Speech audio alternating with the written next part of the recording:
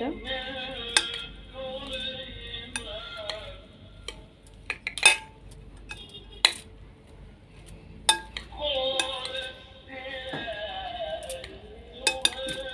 بعد ما قلبناها كويس وبقت بالشكل ده، لازم تستنى في التلاجة مش اقل من ساعتين عشان الخليط كله يتجانس مع الخضار، وتاكلي احلى سلطة كول سلو زي بتاعة المطاعم بالظبط.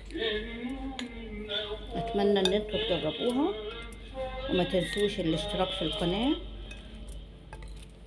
واللايكات والكومنتات. كل سنة وانتوا طيبين.